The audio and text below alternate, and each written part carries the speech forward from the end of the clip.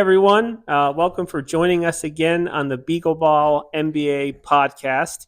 You might notice we are bringing you the show from a different location today, and we're happy to be here. With me today is, of course, my original co-host. Hello, Patrick. my son, Patrick Beagles. And then we got a new person joining us today. He's going to bring the hot takes. We're excited to have him here with us. And this is my brother, Steve. So here we are, and we have a lot to talk to you about today. Patrick, if you want to kind of go over maybe some big news that happened recently or some things that we could talk about, that'd be great. So the biggest thing is LeBron James is now a member of the Philadelphia 76ers. Unbelievable. I cannot believe he went with the 76ers over the Heat or the Warriors. In terms of the stories and the drama, I feel like so much less dramatic going with those two teams.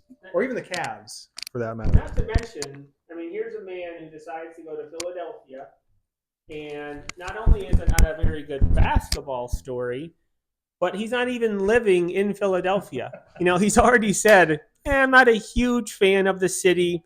I'd rather reside in New York and take a helicopter to each game. So if that's how you feel about a place, maybe you shouldn't go and sign with that team. Just a take. Patrick, what were your feelings? I know that you were personally invested as a Heat super fan in this choice. So what do you think? Well, I wanted LeBron on the Heat, but I mean, I guess you also have to look at it as they saved $8 million not getting LeBron. Always looking for the silver lining. $8 million, we know, is not bad. A bad amount to pay for LeBron James, but greatest player of all time. Yeah. Perhaps. But, you know, I admire your attempt at saying, there is something good about this. Not to mention, he doesn't have to share the spotlight with Giannis now, too. It's securely Giannis's and Bam's team. You're not having that LeBron there. Well, and then, so it was funny. So I had SportsCenter on like early in the day. Me and my dad went to go somewhere, and I come back home, and the number one headline is LeBron James is a Philadelphia 76er. I'm like, oh my God, seriously? Yeah. And me being concerned for my son's well-being, I went right to him and said, "Are you okay? Are you all right? Are you mad?" And he's like, "Dad, I'm fine. Don't worry about me. I'm a Heat fan. This is Heat culture. We continue to press on through adversity." So, you know, I mean, yeah, so it would have been nice to see Miami in really any number of... I would have also loved to see him with Steph Curry. I don't know how much sense it makes as an organization, but that would have been the best show in town, seeing the two old heads roll it out there. And Philadelphia... they're just so stacked now, right? So if you think of their starting lineup, Maxey, Edgecombe, Jaylen Brown, LeBron James, and Embiid, if they all stay healthy, that's going to be pretty big. You know, so I don't know if it'll make a change. Yes, he says if they stay healthy. But the same thing goes for the Heat, right? Hopefully Giannis can stay healthy and on the floor with Bam. LeBron needs 2 more championships for me to say he's a GOAT. Ooh. This is dangerous territory. I don't know. Okay, but like, let's just say this. Jordan has always had the championships, but to me, there's no comparison. Or I mean, I just think with LeBron being the most points of all time by a large margin, and LeBron just to me is a better all-around player. But I guess Jordan's always had the championships and the MVPs, but that's something we'll talk more about that. Yeah, we gotta watch out, all right, Cousin Jeffrey. We got family members who will try to track you down. That's fine. For these hot takes, all right? Shots fired. That was right across Jeffrey's bow. That is fine. I don't.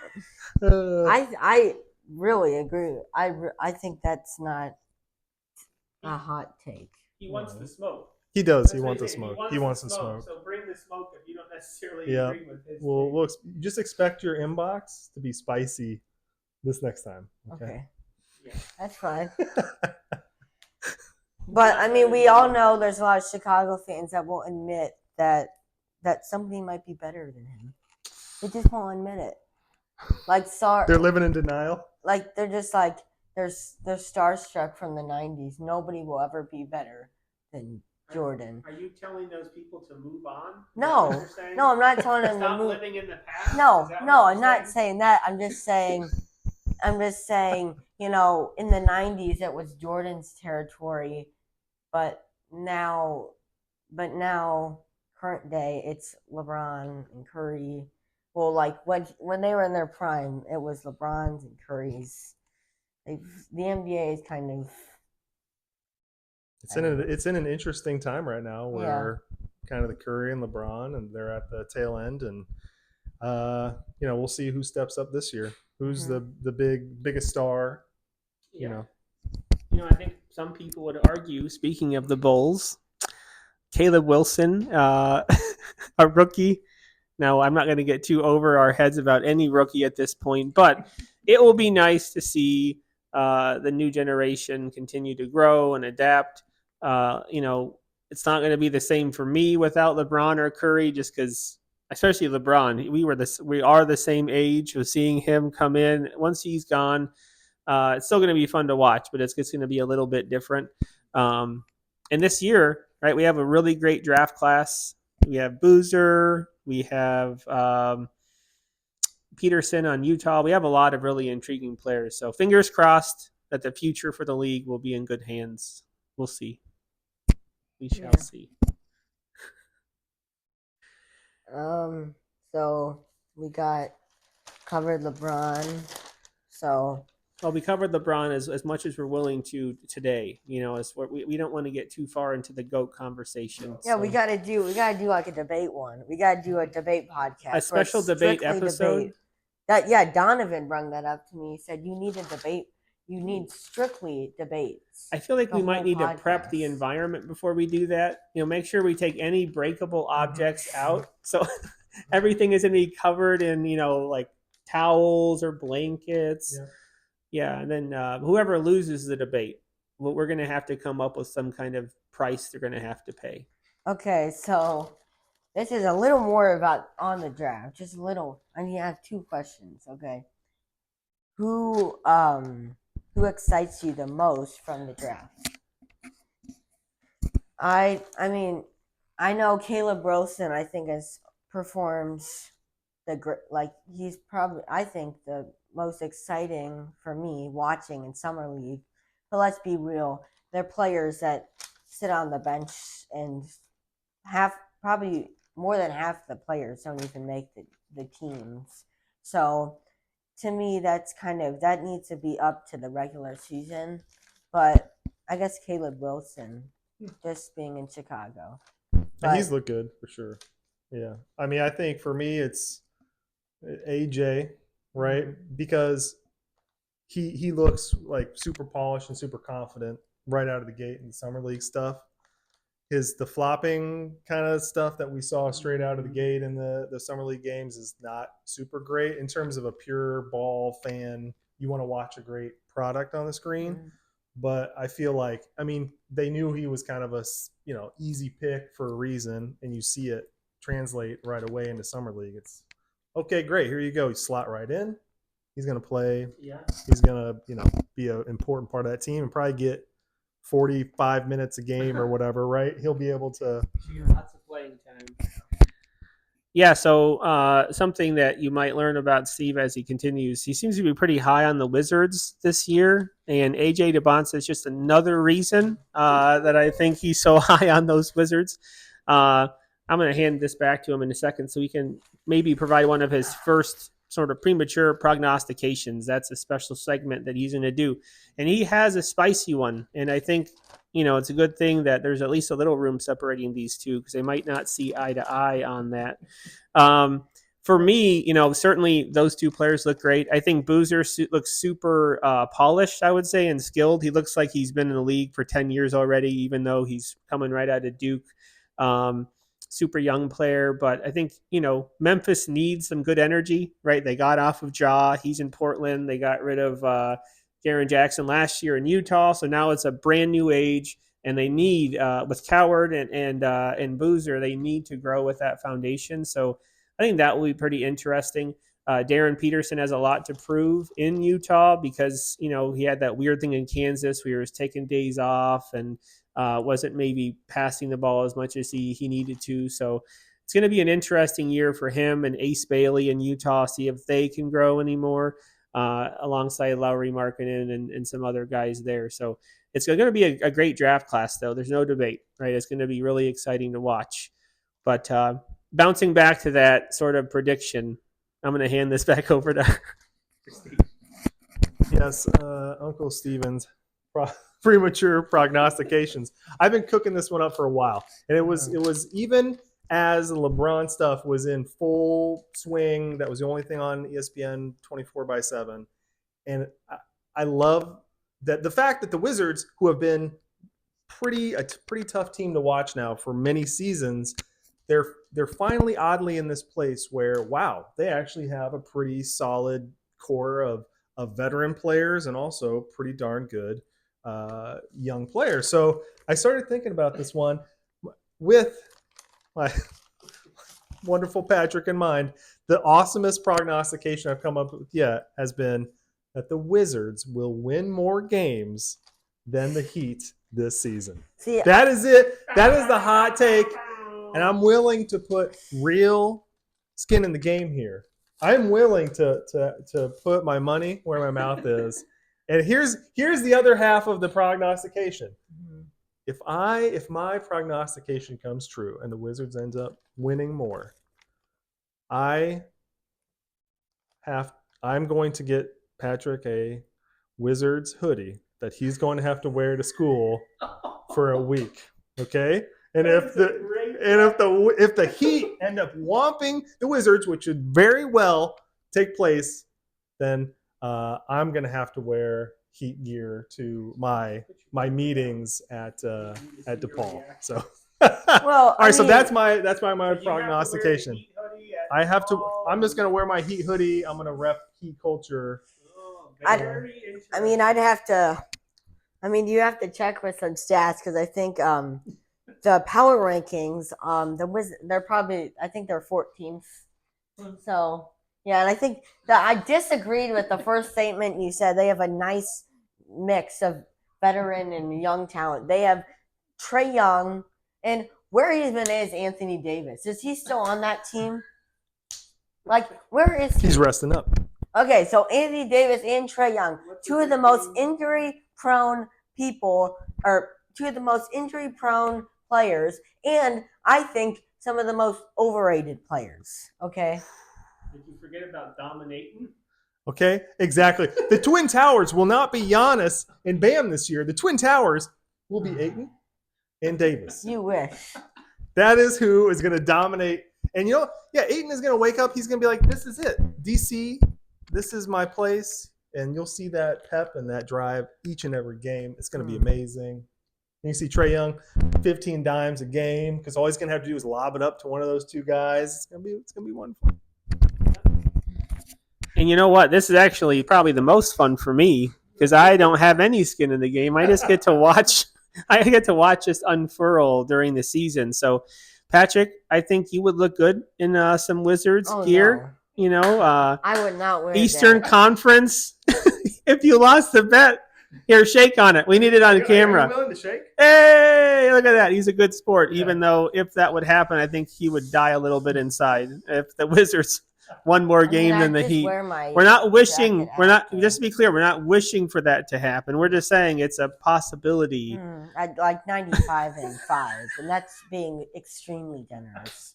95%? And to 5% in the Wizards. Wow. And that is being generous. See, I think, Patrick, what has what you call irrational confidence. If you look back at Mr. Antetokounmpo's recent history, all it takes is one phantom tweak of an injury for him to sort of relax and just love that Miami Beach life with his family, relax, hang out, enjoy the water.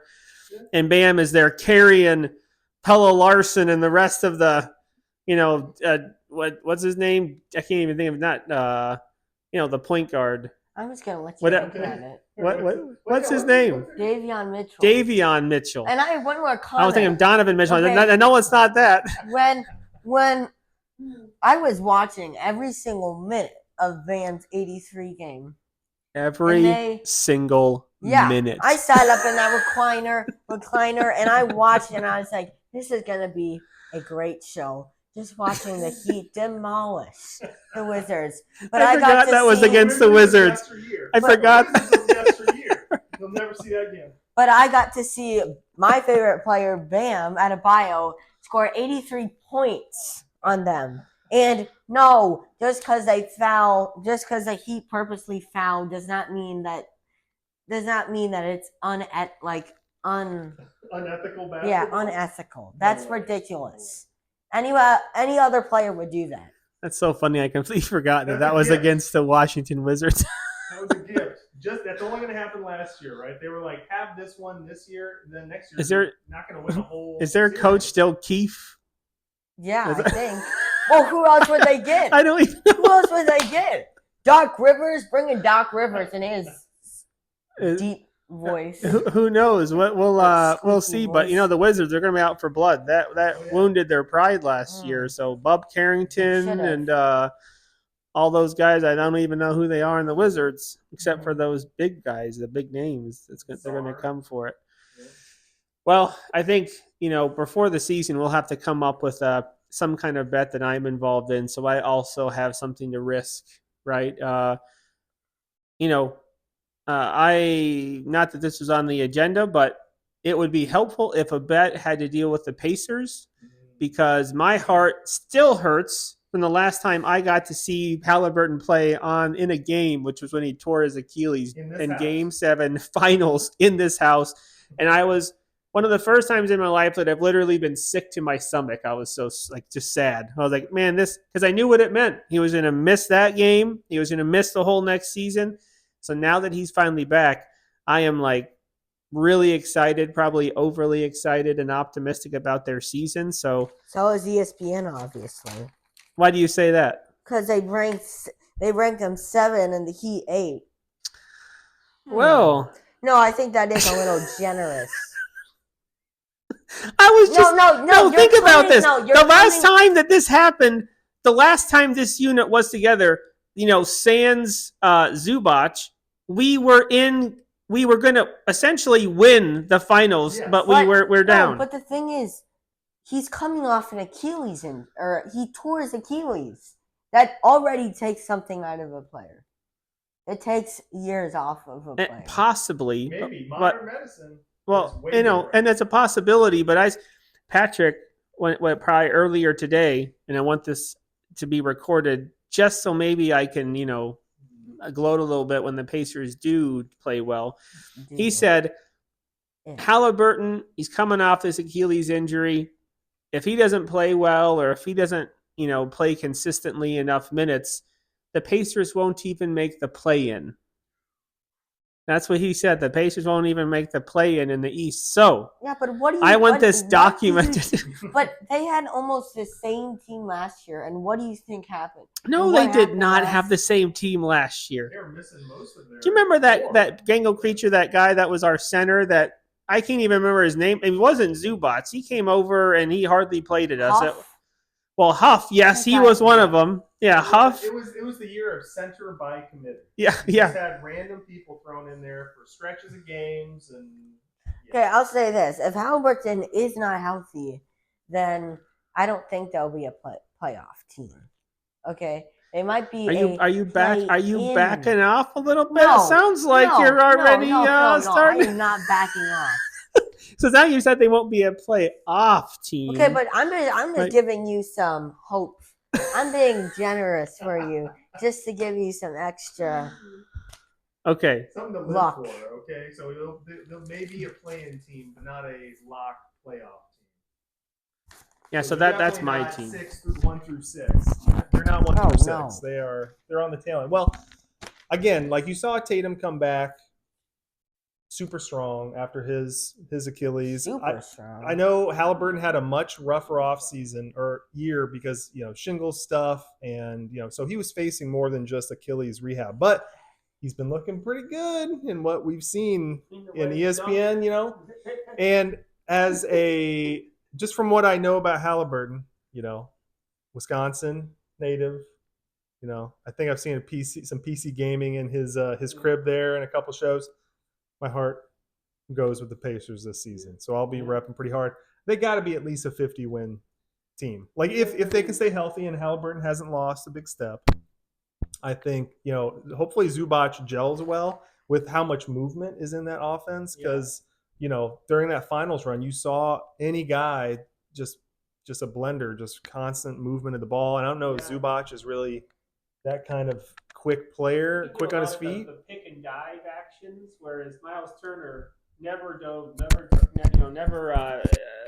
pick and roll to the basket. He just pick and pop stuff all the time. Yeah.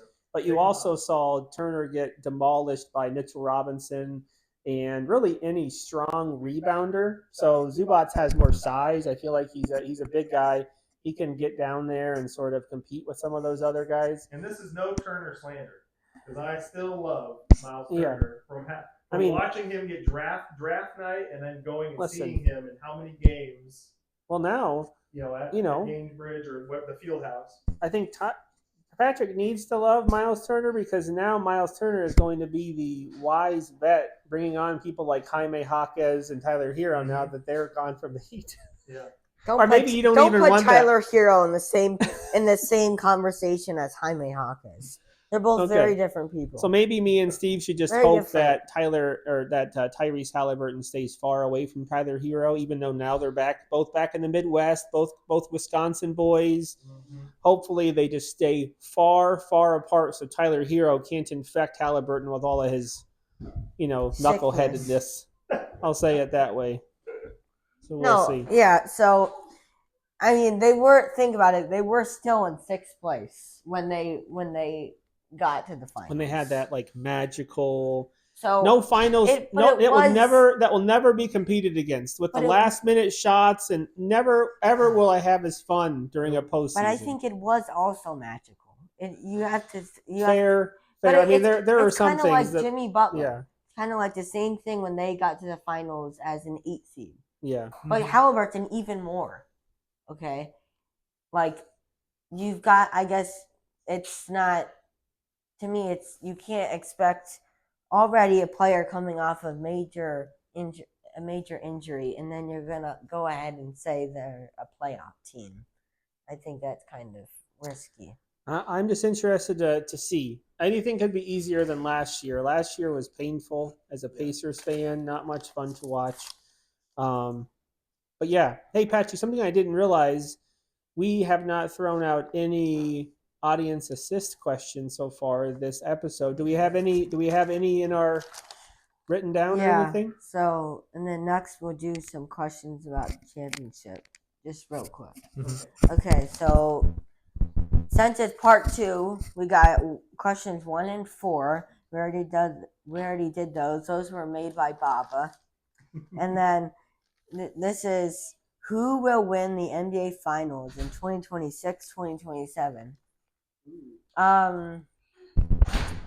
So I think it's gonna be I think Philly. I think Philadelphia. Okay. That's a smart take, yeah. I think Oklahoma is going to be the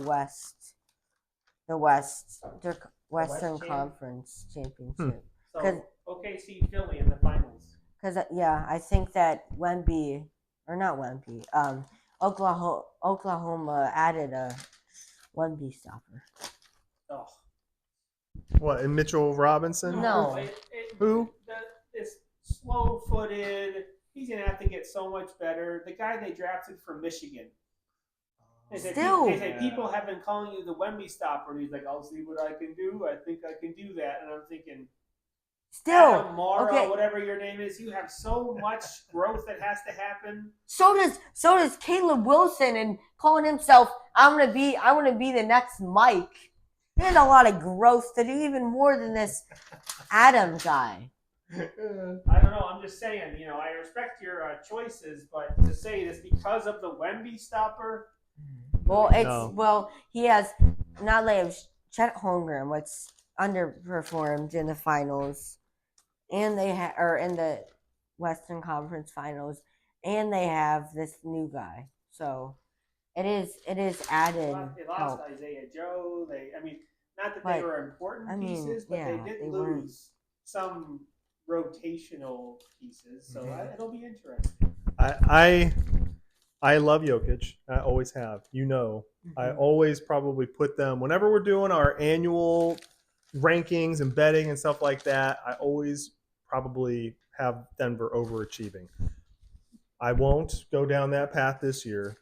I see them, finishing 1 through 4th out there in the West. But ultimately, I think it'll be Spurs in the West. Despite the league knowing that they have to build their rosters around stopping him, I still don't think there's anyone mature enough, robust enough to truly stop that dude. And I think in the East, I think it's still going to be the Knicks because I think they're just they didn't. I mean, Mitchell Robinson left, right? Like he's in the West now. Oh no, he's in Boston, but they got what's his name, Drummond. I've always been a huge Drummond fan. Like all the games I've seen in person of Andre Drummond, it's just so much fun. For whatever reason, I don't know if it's freak opportunity, just it happens. He has a huge game. It's super fun to watch. But I just think they're going to be cohesive. They're gelled super well, and I'm just not a big Boston fan either. And so even with losing Brown, that's just like oof. Boston. Yeah, it'll be interesting to see Boston this season. Paul George, like if he could put together a miracle, sort of turn back the clock season like he did with OKC that year. For me, just for poetic reasons, I mean, how satisfying it would it be? And I don't think it's going to happen. I wouldn't put money on this necessarily, but as far as what I wish would happen, the Pacers get back to the finals. That's not the question. Fine. Then I'm gonna put my heart and soul into it and just say, you know what? I'm gonna try to convince myself this is what I think is gonna happen. Pacers Thunder rematch, and the Pacers finally get to finish writing that final chapter that they should have written 2 years ago, and they go out on top. That would be a beautiful thing to happen. I know it would mean so much, obviously, to the team that I'd already made it there once. Miles Turner, I feel bad for him since he worked so hard to get him there the first time. That's what I'm going with. It would be a hard thing. I understand the East has interesting teams now. It would be an uphill climb. The West, too, I think, like you said, between OKC and San Antonio, it's going to be a lot harder for teams like Denver and Minnesota with their, LaMelo Ball and some other pieces they've added that, I guess that's what makes the league fun. You really never know what's going to happen for sure, and you just have to see how it comes out. There's audience that says question number 1. Sorry, I guess, let's do some of this. Our next topic, I guess, is we got word during the season that Eric Spoelstra, the best coach in the NBA right now, is going to be the head coach of the Team USA for 2028. And they announced their assistant coaches, and Mark Daigneault, I think he's the runner-up to Eric Spoelstra, and JB Bickerstaff. I think they underperformed in the playoffs last year, but I still think he's an amazing coach, and he shouldn't have gotten fired in Cleveland. Yeah, I agree. But what a stacked coaching roster! I can't believe. I mean, in Paris, that was such an amazing chapter. I'll be really interested to see. I would assume in 2028, it's going to be a lot more, again, new blood in that team. We may not see those big names of LeBron and Curry and the like kind of lead that team to the championship. So, I mean, you can't put together a better coaching staff, I'd argue there. So I'm not sure. It's just going to be about the players. Yeah, I mean, I guess LeBron, because he signed a 2-year deal, so it could do something like Magic Johnson did, where he just said, Close it out. after this, I retired from the NBA. Now I'm going to try to win an Olympic gold medal. There's a lot worse ways to close it on the gold medal run, and to your point, last time against France, we do not win that game without Steph Curry, right? And some of those insane step back, double teamed 3-pointers he was making. There's not much of a debate on this. I don't think. This is more of just like a news update. Like the NBA USA men's basketball team is in good hands with our coaching staff. It's fantastic. I don't disagree with any of it. I think it has a good mix of both sort of established coaching but also with JB Bickerstaff. Not that he's brand new, but he's not an older coach. So yeah, no, it sounds good. Yeah, and then maybe we should take a little bit to recognize some of the responses that you all generously gave from from part 1 of this is like a mailbag sort of. So these are the things people sent back to us. Thank you, like Patrick said, for doing this. We always love that it's engaging. We'll probably wrap up with this. I'm like Patrick. Me and him could talk about basketball for probably the rest of the evening until like midnight. After the audience assist question, though. Okay, one more audience assist question, and then we'll wrap up. But yeah, let's hear what people had to say, bud. So should I just summarize it? I would. Yeah, just say, hey, thanks so-and-so, and then. So cousin Michael liked our chemistry, and he said the NBA is going to be a lot different next year, which I completely agree with. And he agrees with us that people have to watch WNBA before making an opinion on Caitlin Clark, which I really agree with. Mm-hmm. Yeah. And then this one was from Jeffrey.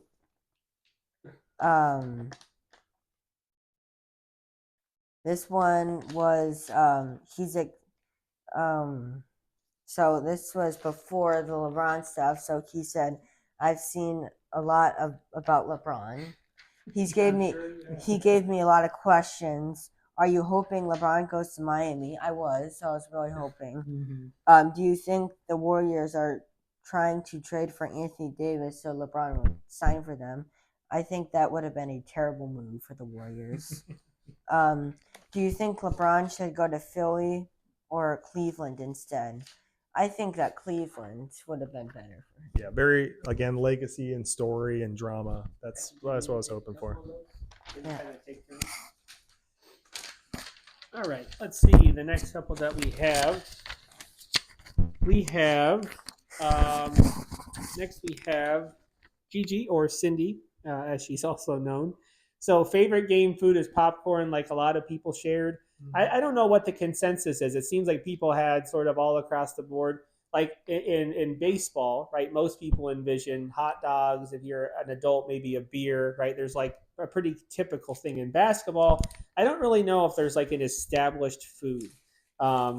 I know we went to Detroit together at one time and had Little Caesars pizza at Little Caesars Arena, which was pretty cool. That was very on brand. Pretty darn good. But I had great popcorn experiences at Bankers Life, Field House back in the day in Indiana too. So I probably agree.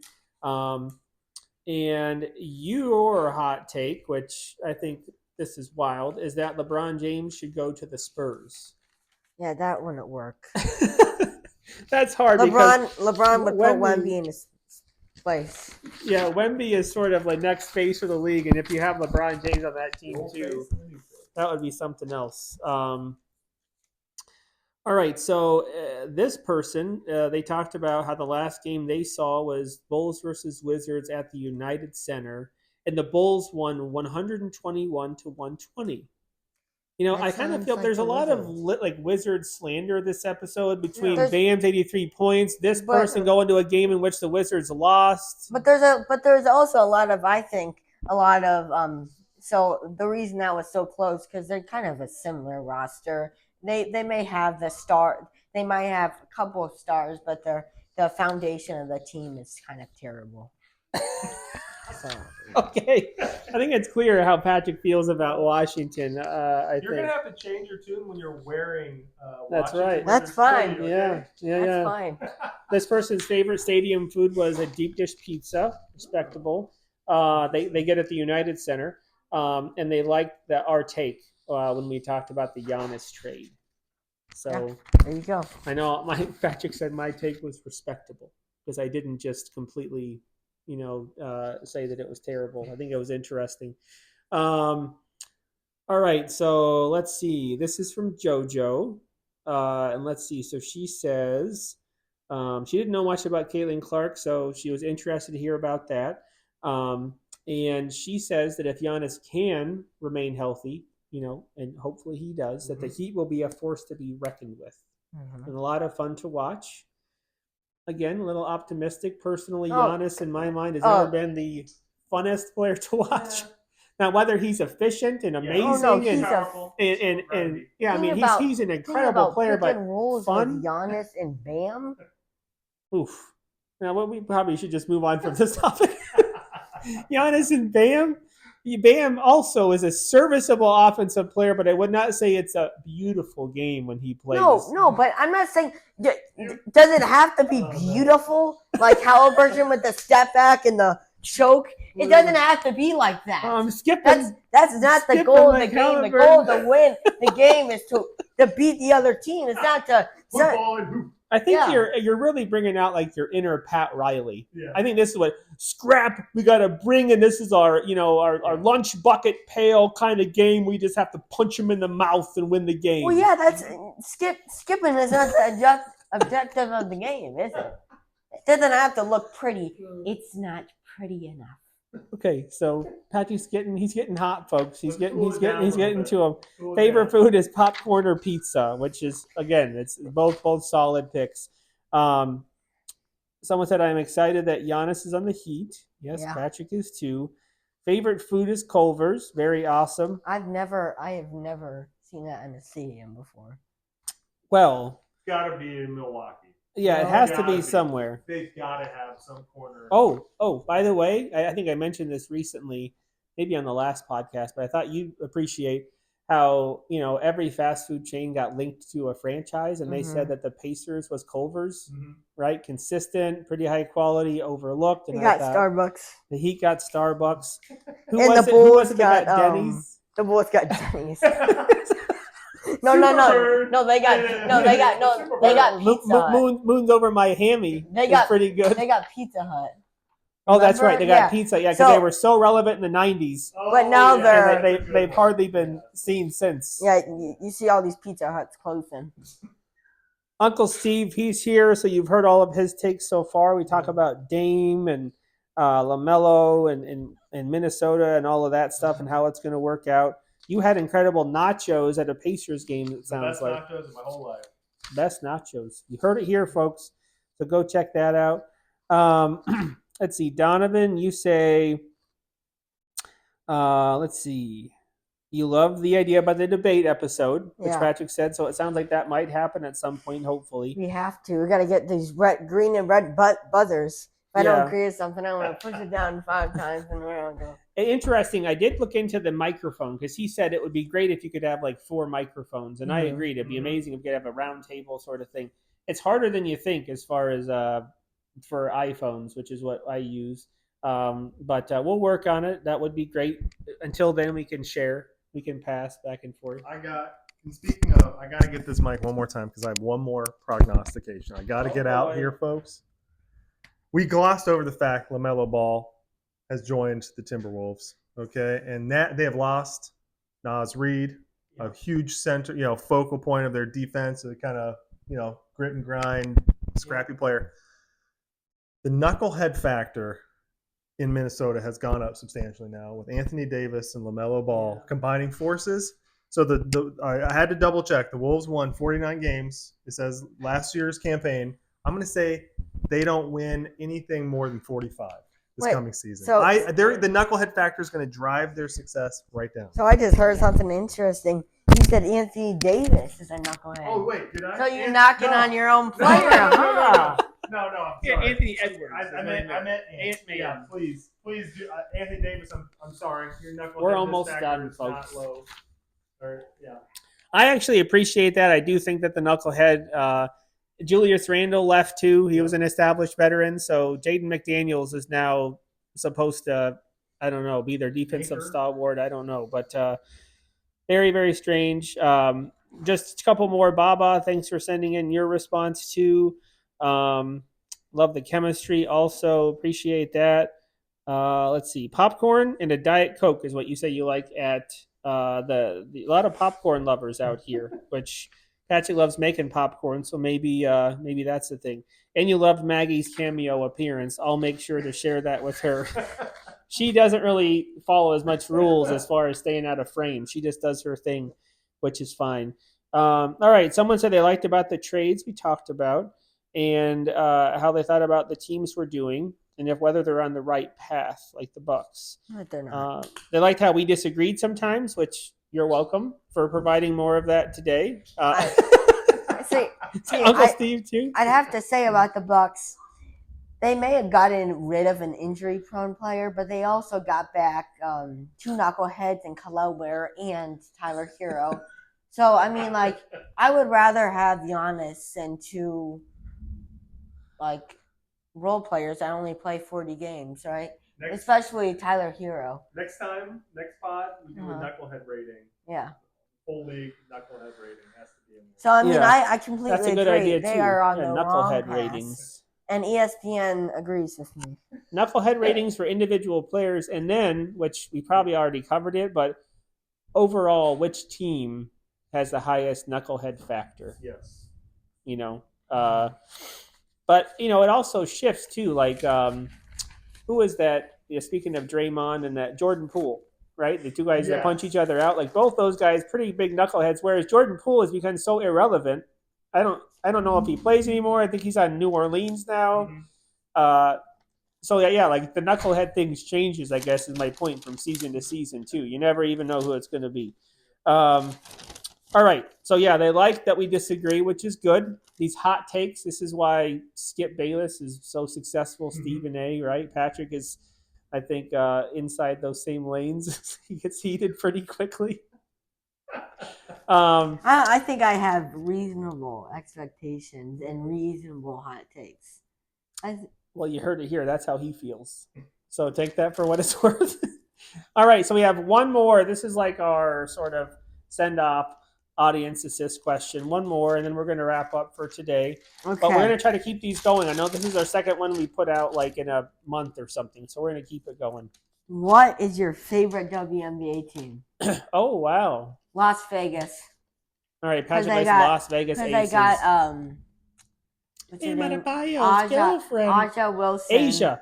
For Pete's sakes. Asia. 3 championships and on the way to her 5th MVP. The best, I think, definitely the best in the WNBA, and I think arguably the best of all time if she keeps going on the path. That's fair. That she's at. I mean, here go. I'll go with the FIVA, not necessarily for Caitlin Clark, but just because Indiana needs something. Okay, they need basketball. They grow basketball there. It is the state identity. Truly, again, Indiana, the crossroads or whatever of the United States, when you drive through there, the crossroads of America, basketball. I like basketball from that state. I'd love it to see if, again, both teams could be on this kind of mountaintop, best of the best around the same time. Again, I think it would be very helpful for the state identity to say, like, we grow basketball here, and here we go. 2 champion caliber teams. See, I couldn't disagree with you more. I think Indiana is my least favorite team to watch and my least favorite team. So that's interesting take. All right. So I have a love-hate relationship with Indiana. I love their skill level.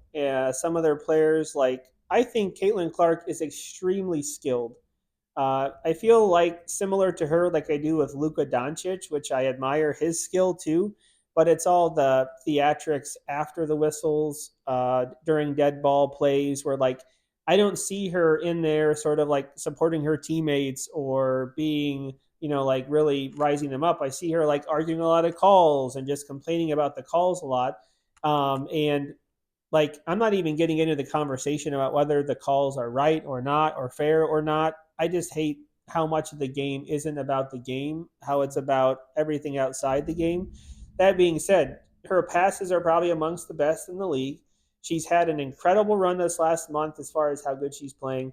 And her and Kelsey Mitchell together, right, is probably one of the best backcourts the league has ever seen, as long as they stay healthy. So they're a fun team to watch. I would say my favorite team is the Minnesota Lynx. They have Nafisa Collier, which is a former MVP. They have Olivia Miles, who's a Rookie of the Year, and it's storming cats and dogs out here, folks. I don't know if you can see the shift in weather in the video. Probably got from really light to quite dark in a couple minutes. But yeah, Minnesota Lynx is my favorite.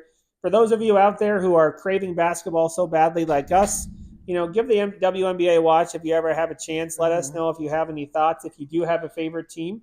And I think that sounds like a good place to end. Is that good? Did you guys just look up on your YouTube thing?